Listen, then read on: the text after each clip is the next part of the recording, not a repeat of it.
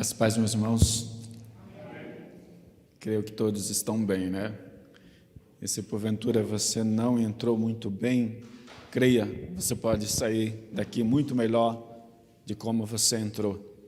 Você está no lugar certo, Deus o chamou e Deus tem uma palavra para o vosso coração.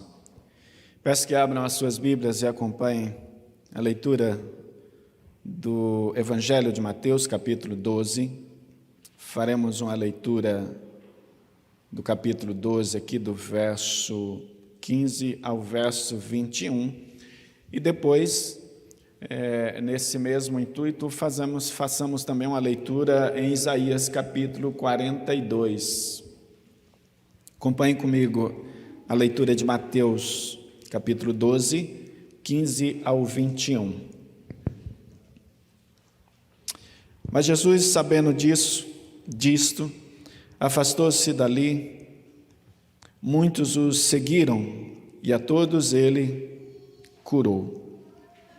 Advertindo-lhe, porém, que o não expusessem à publicidade, para se cumprir o que foi dito por intermédio do profeta Isaías: eis aqui o meu servo, que escolhi, o meu amado, em quem a minha alma se compraz. Farei repousar sobre ele o meu espírito, e ele anunciará juízo aos gentios. Não contenderá, nem gritará, nem alguém ouvirá nas praças a sua voz. Não esmagará a cana quebrada, nem apagará a torcida que fumega, até que faça vencedor o juízo. E no seu nome esperarão os gentios. Isaías, capítulo 42, esse texto é uma reprise de Isaías, mas é importante que leiamos Isaías. Mas eu vou ler apenas o verso 3.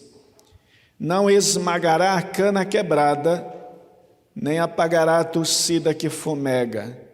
Em verdade, promulgará o direito.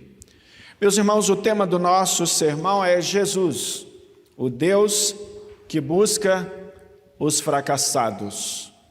Semana passada falamos sobre Jesus, o Deus das pessoas comuns. E hoje nós queremos abordar este tema: Jesus, o Deus que busca os fracassados. Meus irmãos, ninguém é atraído por fracassados. Na verdade, nossa experiência é que nós queremos distância de gente que vive no fracasso. É ou não é? Gente que vive no fracasso geralmente traz certas características. São gente que murmura muito, reclama muito da vida, não vê beleza na vida. São gentes assim. Gentes que são tomados por suas marcas.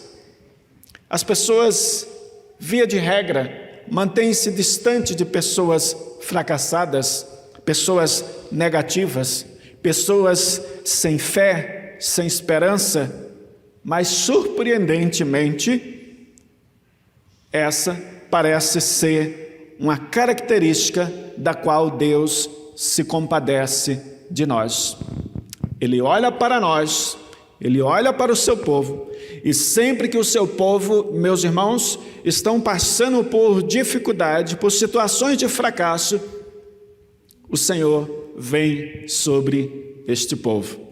Eis a razão do tema do nosso sermão: Jesus, o Deus que busca os fracassados. Eu não sei como você está começando este ano. Eu não sei quais são os seus primeiros desafios para este ano, mas acredite, sabendo disso, de que Deus busca os fracassados, nós vemos propósito em tudo isso. E a minha palavra para você de antemão é: continue. Deus é atraído na sua graça pelos que fracassam. Deus é atraído na sua graça pelos que parecem perderem as expectativas para a sua vida, para o seu futuro. Aqueles que de repente hoje se encontram tomados pelo medo, o medo do amanhã, porque não sabe o que vai acontecer. Não se preocupe, Deus, Ele é misericordioso. E Ele parece, desculpa a expressão, um pouco vulgar, parece ter uma quedinha pelo homem miserável, pecador. Deus, na sua graça, busca os fracassados. Meus irmãos, para que nós tenhamos uma compreensão maior desse texto, é preciso olhar o seu contexto histórico. Algumas informações são extremamente relevantes para a compreensão desses textos ao qual nós lemos, que estão em comum acordo um com o outro, um complementando o outro. O livro de Isaías, ele é dividido em duas grandes seções. A primeira fala sobre a condenação, e a segunda fala sobre a condenação, que vai do capítulo 1 ao capítulo 40, e a segunda vai, claro, do capítulo 40, a primeira do capítulo 1 ao 39, a segunda do capítulo 40 ao 66. E o tema deste livro é consolação. A ideia é que o profeta olhou para a situação do povo de Israel, depois de tanto fracasso, depois de tanta desilusão, e trabalha essa ideia de consolação, mediante a condenação, o juízo do cativeiro babilônico. É preciso entendermos que o que está por trás do contexto de Isaías, quando este capítulo for escrito, o povo estava vivendo como cativo na Babilônia. 70 anos de cativeiro, meus irmãos. Seu contexto histórico está registrado lá em 2 Crônicas, capítulo 36. Lá é descrita a segunda desgraça nacional, que foi a destruição do reino do sul, Judá. O reino fora dividido em dois reinos, né? Segundo Reis, meus irmãos, está a primeira e maior desgraça que o cativeiro do reino do norte, ou seja, Israel. Foi o cativeiro. Israel vai para o cativeiro.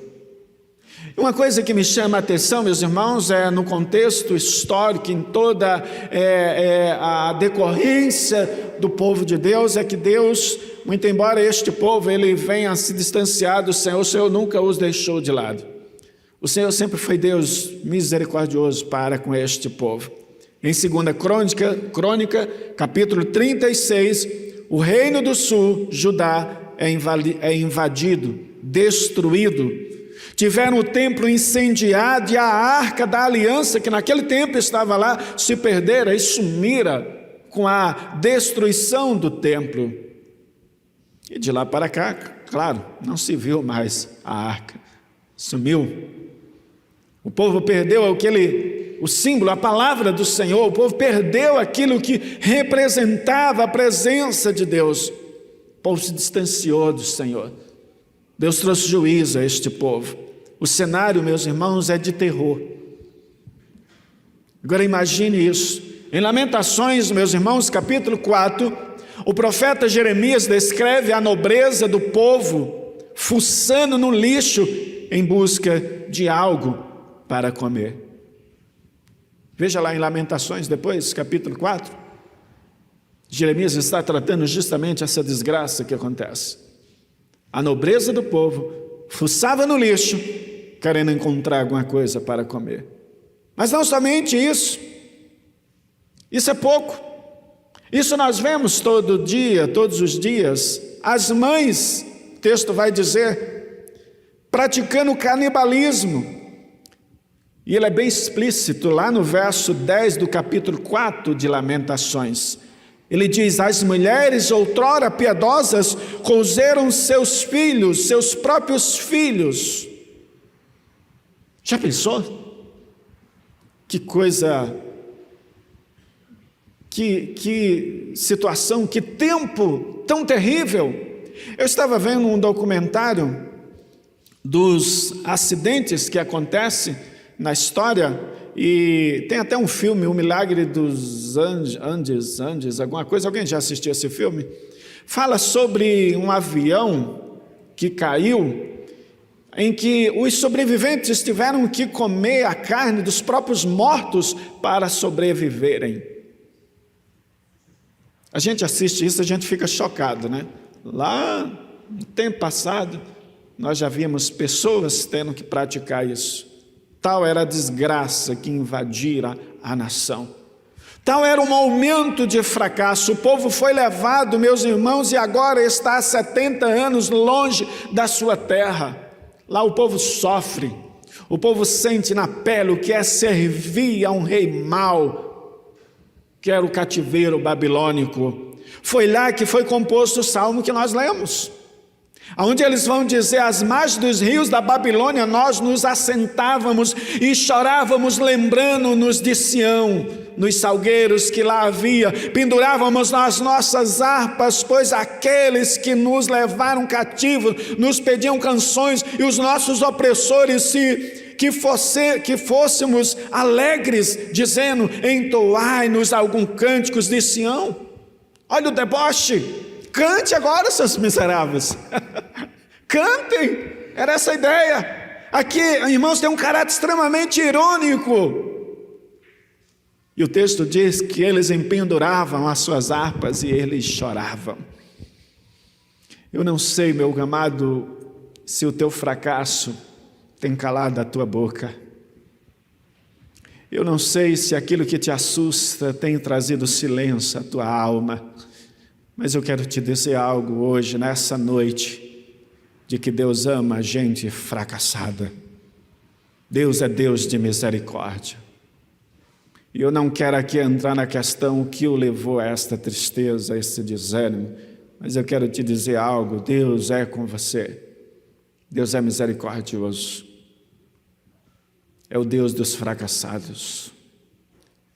Ele quer te levantar, Ele quer restaurar a tua vida.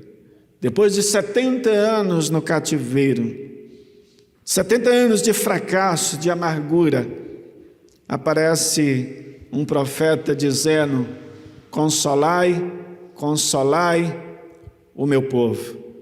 Isaías capítulo 40, que é a segunda parte, segunda grande sessão de Isaías. A nação fracassou por causa da idolatria, do oferecimento de sacrifício humano, da bandidagem, da corrupção social generalizada. Agora seria, meus irmãos, o caso de Deus olhar e dizer: pessoal, nós tínhamos um trato, nós tínhamos um acordo, nós tínhamos um compromisso, mas vocês quebraram e desceram os padrões mais baixos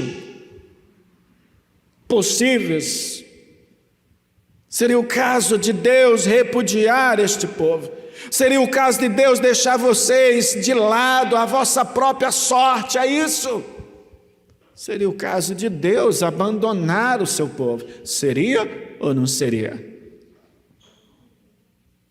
Quantas vezes nós nos deparamos com situações como essa? Assim como o povo de Israel? Mas não, meus irmãos. Não é isso que acontece. Não é isso que Deus faz. Ele vai atrás do povo que está cativo, que está no cativeiro.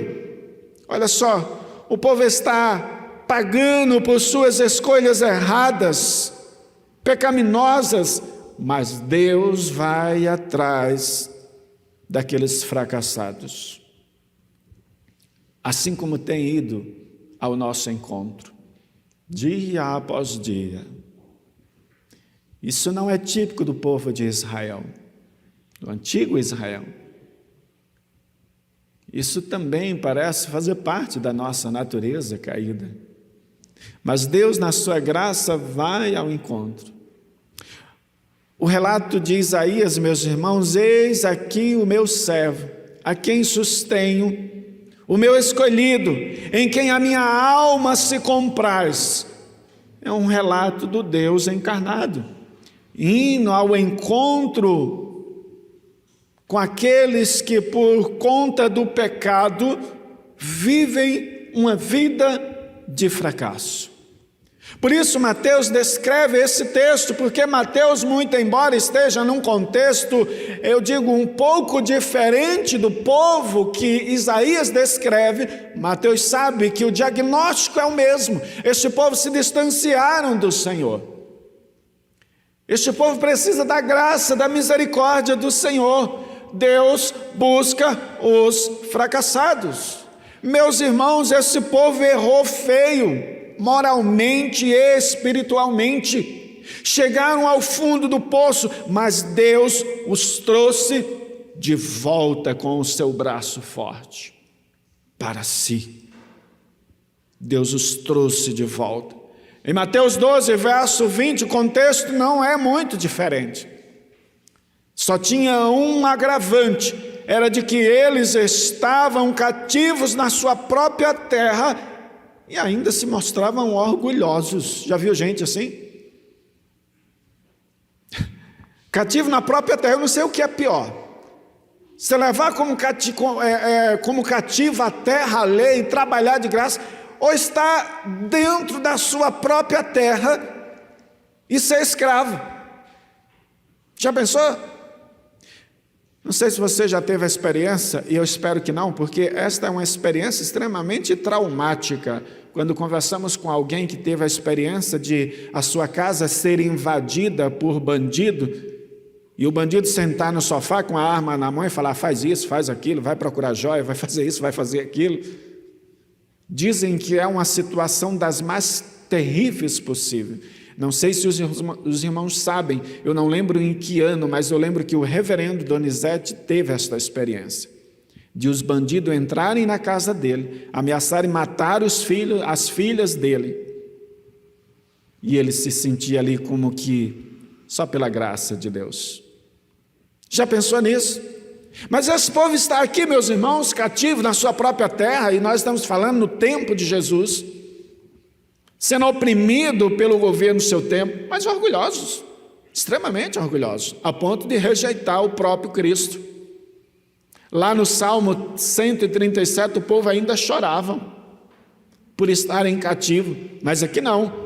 Aqui, conforme registrado em João, capítulo 8, verso 39 a 40, diz, então me responderam, responderam a Jesus, nosso pai é Abraão. Disse-lhe Jesus, se sois filhos de Abraão, praticai as obras de Abraão. Mas agora procurais matar-me, a mim, que vos tenho falado a verdade, que ouvi de Deus, assim não procedeu Abraão. Os fariseus, meus irmãos, eles dizem a Jesus, olha, nós não somos filhos da prostituição, nós temos um pai que é Abraão. Deus vai atrás dos fracassados, meus irmãos.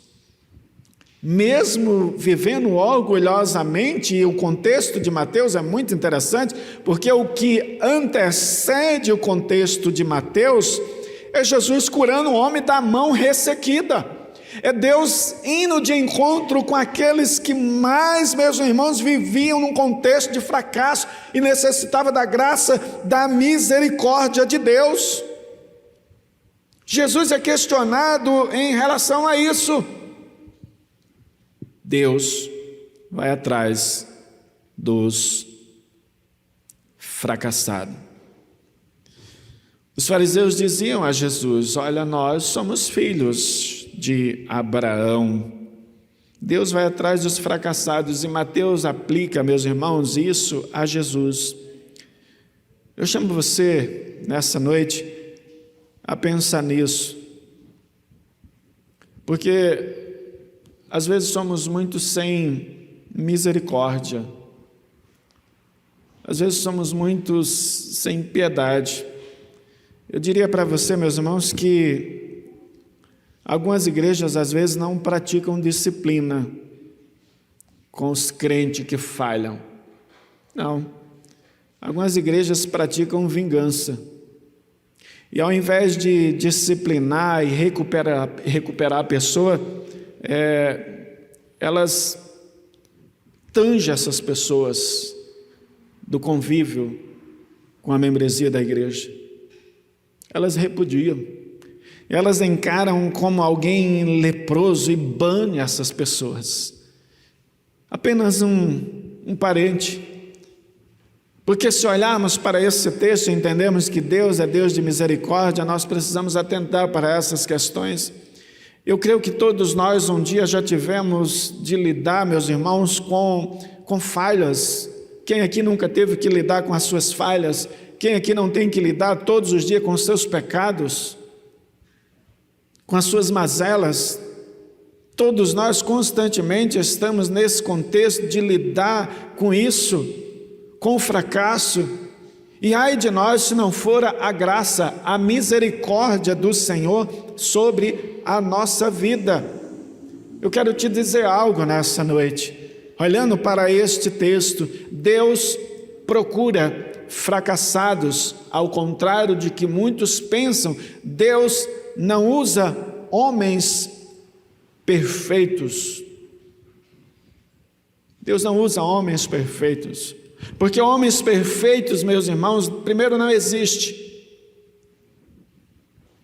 Homens perfeitos não existe. Porque Deus procura homens, meus irmãos, que fracassaram, mas que reconheceram o seu fracasso e necessitam da graça de Deus. Porque, conforme nós olhamos para o livro de Coríntios, 2 Coríntios, capítulo 4, verso 7, nós nos deparamos com a palavra do Senhor pelo profeta Paulo, apóstolo Paulo, melhor dizendo. Esses são apenas vasos de barro, e a excelência do poder é sempre de Deus, e não nossa. Deus usa vasos de barros. E como já disse no sermão anterior, barro não tem valor. Barro se encontra em qualquer lugar. Barro é sinônimo de fracasso. Barro é sinônimo do ponto mais baixo que alguém pode chegar. Quando alguém está no barro, via de regra, nós estamos entristecidos. É ou não é? Quando você passa, por exemplo, em uma rua e você vê alguém jogado no chão, você não sente um certo temor? Porque o barro é o lugar mais baixo que alguém pode estar. E eu me lembro aqui, me permita fazer um parente. Eu me lembro aqui, meu padrasto faleceu o ano passado. Eu me lembro aqui que uma vez eu fui para a casa da minha mãe. Ele era um alcoólatra, infelizmente, por conta disso veio a falecer. E eu me lembro uma vez que eu estava, as casas no interior é tudo aberto, eu estava sentado na frente de casa e ele estava vindo. E de repente ele desequilibrou e ele caiu literalmente no chão, com o corpo no chão, com a cara no chão. Meus irmãos, aquilo foi extremamente traumático para mim. Como que alguém chega àquele nível de fracasso? Então, quando nós pensamos nisso, logo nós somos marcados por essa ideia. Quando Paulo diz, vós sois vasos de barro, está dizendo que o conteúdo que tem valor. Que Deus usa vasos de barro. Vaso de barro está sujeito a fracasso, a ser quebrado, trincado. Se você é vaso de barro, Deus procura por você. Deus não procura vasos de ouro. Deus procura vasos de barro, para que a sua glória seja manifestada. Aqui nos faz pensar, meus irmãos, que qualquer ministério que usemos, que fazemos, que exercemos na igreja, nós devemos tomar sério cuidado, porque nós somos apenas vasos de barro. Pastores vão passar. Ministério de louvor vai passar. Mas aquilo que é falado, aquilo que é pregado, aquilo que é anunciado, aquilo que é cantado, é isto que transforma, que muda, porque nós somos apenas vasos de barro. E Deus quer usar vasos de barro, que simboliza de fato sua fragilidade. Está sujeito à quebra. É sensível ao mesmo tempo que não tem valor algum. Ninguém remenda vaso de barro, se joga fora. Ninguém tem um monte de barro lá encostado. Se alguém tiver, vai passar o resto da vida com barro lá encostado na casa. Você não acumula barro. Ou acumula? Se você falar que acumula, você está com algum problema. Você precisa tomar cuidado. Ninguém acumula barro, meus irmãos. E ninguém quer barro. Quando alguém quer barro, é para jogar mais barro em cima. Quer ver um exemplo? Você precisa aterrar um buraco. Aí você vai, pede barro, vai lá, coloca para anivelar, tipo essas ruas que precisa ser casa, né? Você vai construir a casa de caída, você precisa de barro. Eu fiz isso na minha casa. É para isso que serve. Absolutamente nada. Mas Jesus usa vasos de barro. Porque vasos de barro são frágeis. Mas Deus usa vasos de barro. Pensando assim, eu quero concluir, meus irmãos, e eu quero concluir mesmo, porque você já deve ter percebido que nós sempre trabalhamos com ponto, mas esses pontos eu quero que você tenha como uma conclusão desse contexto histórico no qual nós nos deparamos, que nos faz pensar sobre essa questão. Pensando assim, eu quero chamar você para duas aplicações em forma de afirmação, para que isso fique bem evidente no meu e no seu coração. Deus, Jesus, o Deus que busca fracassados. Primeira afirmação é de que Jesus se compadece dos fracassados. Eis a razão pela qual você se encontra aqui neste lugar. Eis a razão pela qual o Senhor te chamou. Deus não chamou porque você tinha um potencial ou tem um potencial humano. Deus não chamou porque você é expert na música, porque você é expert na pregação, porque você tem um raciocínio lógico, um entendimento. Eu posso até olhar para você e ver todas essas características exorbitantes, muito especial, mas Deus não chamou você por causa disso. Deus chamou a mim e a você porque nós vivíamos no fracasso, esquecidos, e Deus graciosamente nos levanta e nos traz para perto de si, para vivermos segundo a sua palavra, mais que vencedores por Cristo Jesus. Eu fico preocupado com alguns meus irmãos desse tempo, que acha que a igreja é um lugar de projeção. A igreja não é lugar de projeção humana. A igreja é lugar de projeção da glória de Deus. Quando eu e você começarem a aparecer muito, é porque alguma coisa está errada nesta igreja. É porque o bairro está aparecendo e não a glória de Deus. Sempre que o povo de Deus, meus irmãos, se atreveu a se mostrar, a se aparecer, a colocar a melhor vestimenta de si mesmo, este povo se danou. Porque este povo começou a tentar esconder a glória de Deus. Foi assim com Davi. Lembra de Davi? Depois de ter conquistado todo Israel de Deus, se levantou e disse: vamos fazer um censo. Ah, Davi, que bobagem. Um censo. Davi queria saber quantos tinha ao seu poder. Deus fala para Davi: Davi, que bobagem. Que bobagem. O Senhor quer ser glorificado. O evangelista Mateus, meus irmãos, fazendo uma referência a Jesus, descreve assim: ele, Jesus, não esmagará a cana quebrada, nem apagará a torcida que fumega, até que faça vencedor o juízo. Jesus se compadece dos fracassados. Aqui é usado duas figuras: a cana quebrada e o pavio de lamparina. A cana quebrada é uma referência. A cana quebrada é uma referência a um certo tipo de bengala na qual uma pessoa cansada ou com certo tipo de debilidade ou até mesmo defeito físico, pode se apoiar para caminhar.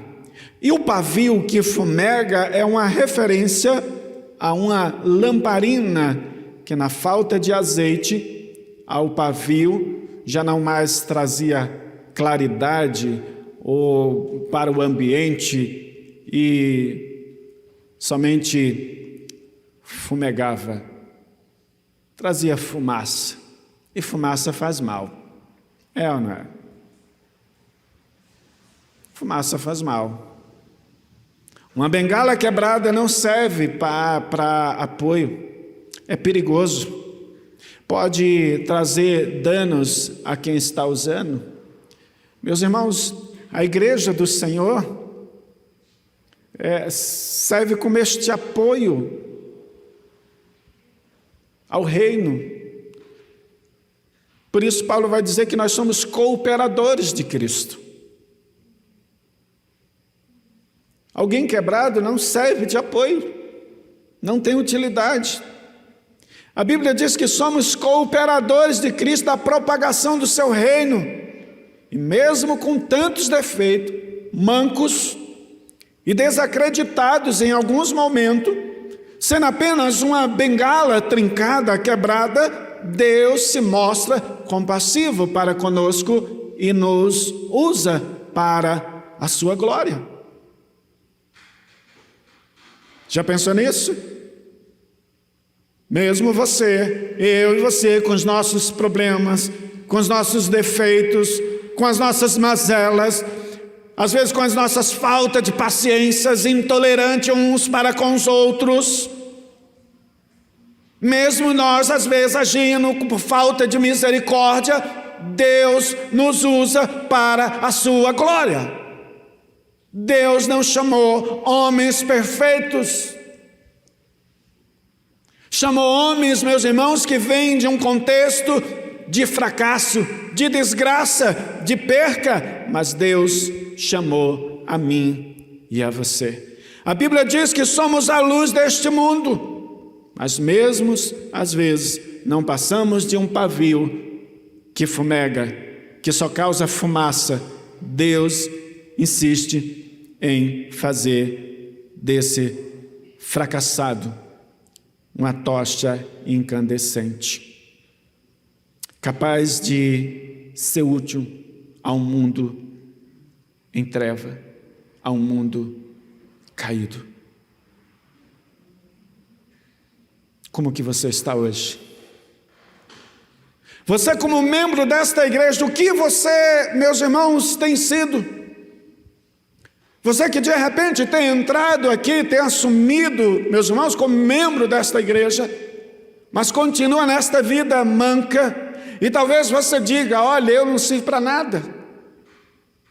Eu olho para o fulano lá do louvor, olho para o pastor, olho para o outro lá, nossa, fulano, tem gente assim, fulano ora tão bem, nossa, fulano prega tão bem, fulano canta tão bem, fulano toca tão bem, e eu sou apenas uma bengala quebrada, trincada, não sirvo para nada. Meus irmãos, você está equivocado. Deus quer usar a sua vida.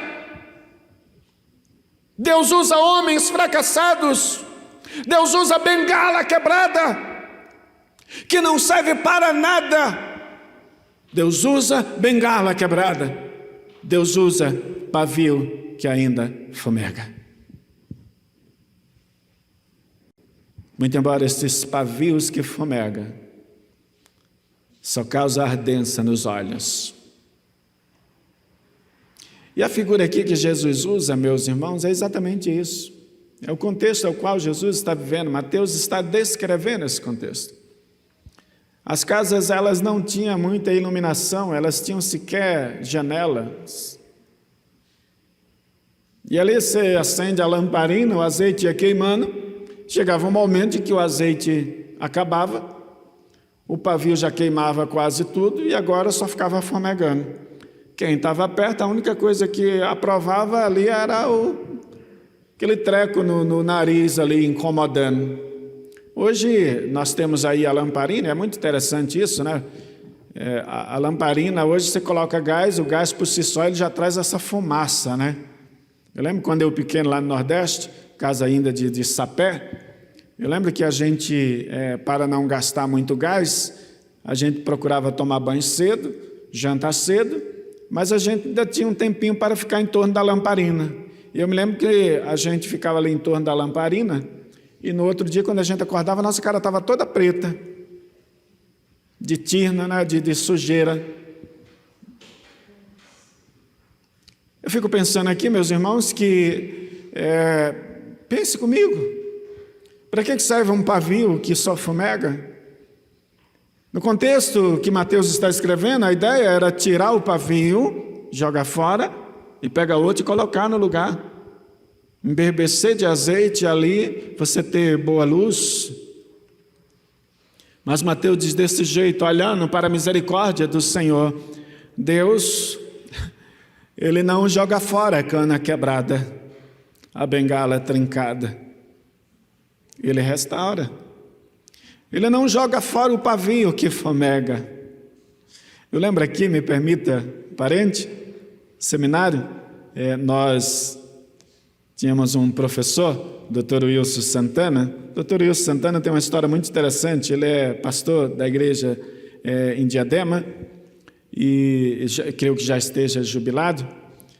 O reverendo Wilson Santana, ele chegava a final de curso, ele pegava o nosso trabalho, aqui ele era muito exigente, geralmente ele pedia trabalho de 60 páginas, parece que a gente estava fazendo a última dissertação do nosso curso, e eu lembro que ele pegava o nosso trabalho, assim que ele pegava da nossa mão, no último dia, no último minuto da prorrogação, ele pegava o trabalho da nossa mão, cheirava fumaça pura.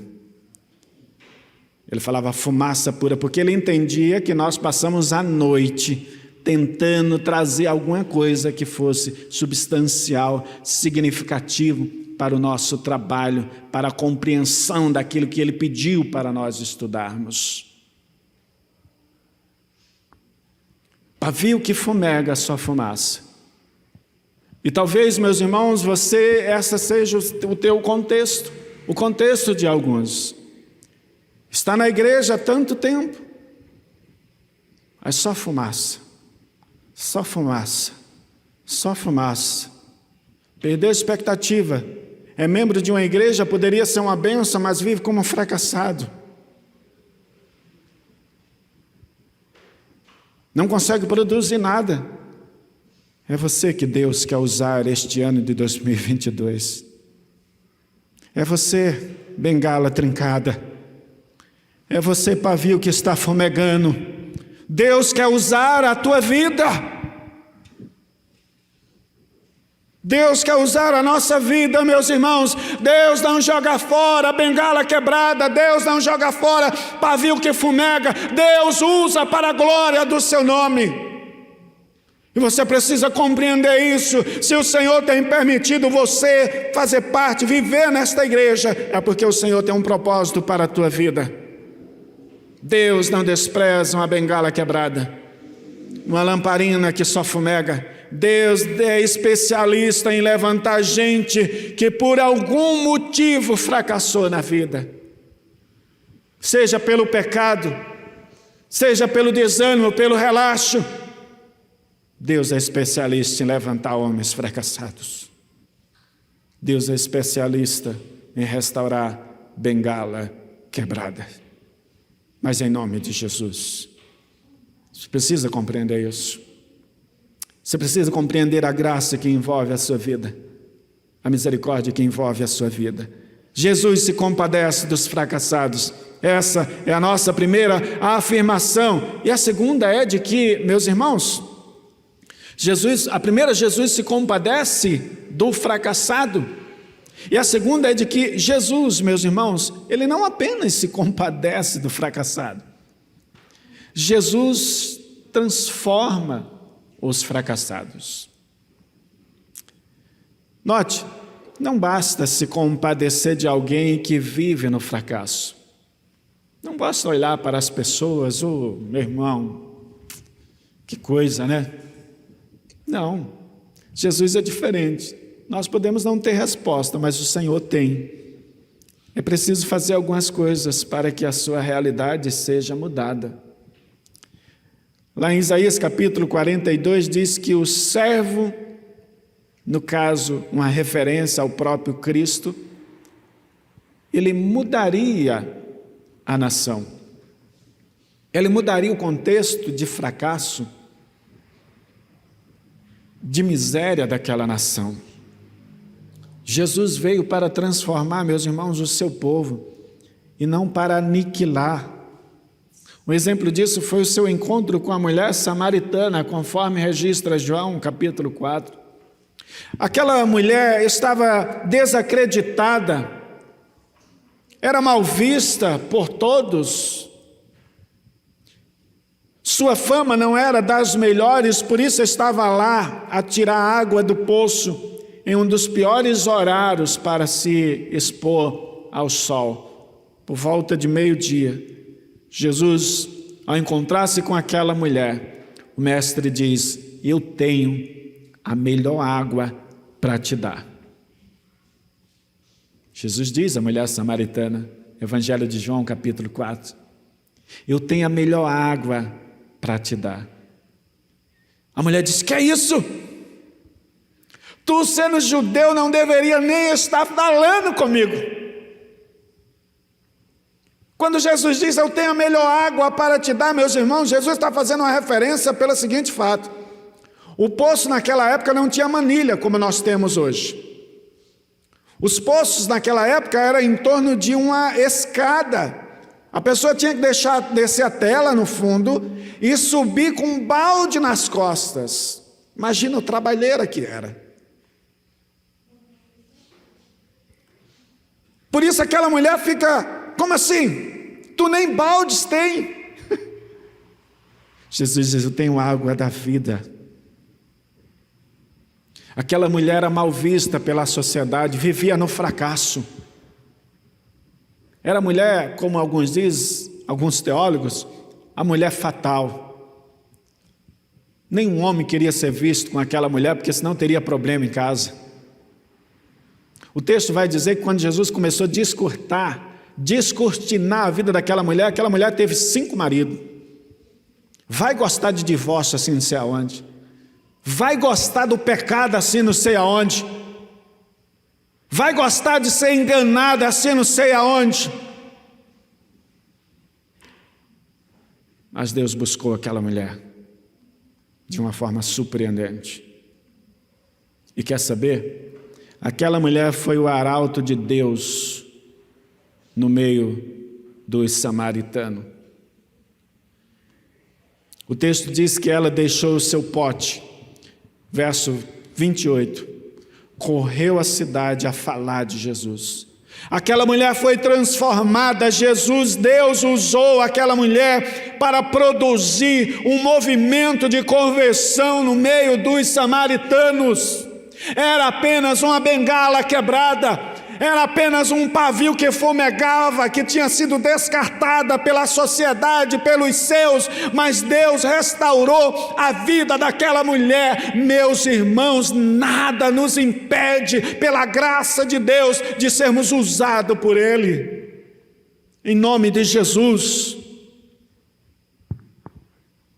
Se você é uma bengala quebrada, se você é uma bengala manca, se você é um pavio que só tem fumegado nesta igreja, eu quero te falar uma coisa: Deus não descartou você.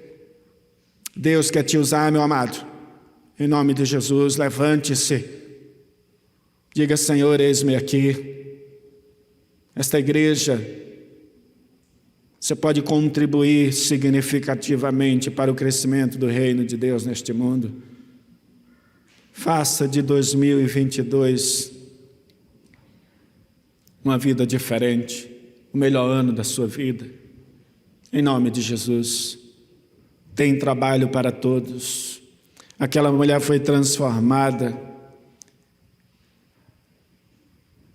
Deus a usou. Certa vez Jesus entra em Jericó. É o exemplo do cuidado de Deus e como Deus transforma o homem.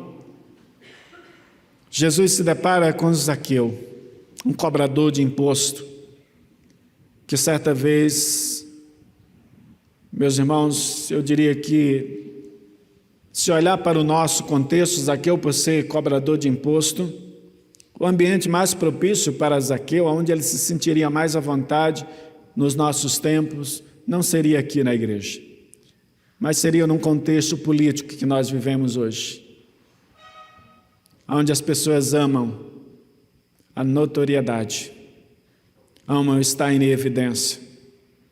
Jesus escolheu, meus irmãos, naquele local, Jesus se depara com Zaqueu, e Jesus escolheu ficar na casa de Zaqueu. Eu pergunto para você, será que não tinha gente boa ali? Tinha que ser Zaqueu? Será que não tinha ninguém melhor que Zaqueu? Mal visto pela sociedade, um cobrador de imposto, alguém que não era bem visto, que o texto vai descrever isso. Será que não tinha ninguém melhor para Jesus chamar Zaqueu, uma cana quebrada, um pavio que só fumegava, que trazia desgaste às vistas, às pessoas? Mas foi Zaqueu que Deus quis. O Senhor Jesus escolheu ficar na casa de Zaqueu. Ele escolheu transformar Zaqueu. Deus costuma transformar os fracassados, aquilo que é inútil. Se essa tem sido a sua situação, a sua condição, eu quero te dizer que Deus não desistiu de você. Deus é Deus de misericórdia. Ele não apaga o pavio que fumega, nem joga fora a cana quebrada. Você é vaso de barro, Deus quer te usar. Você é cana quebrada, Deus quer te usar. Você é pavio que fumega, Deus quer te usar. Jesus busca os fracassados. Jesus é o Deus que busca os fracassados, meus amados. E esta é uma das razões pela qual eu e você nos encontramos aqui. Deus não busca homens autossuficientes. Deus busca homens humildes, que reconhecem a sua graça. Eu quero concluir com uma pergunta simples. Deus busca os fracassados, se compadece deles e os transforma para a sua glória? Então, a pergunta é: quem você é? Cana quebrada? Pavio que fumega? Vaso de barro? Então você já sabe a resposta. Deus os abençoe, em nome de Jesus.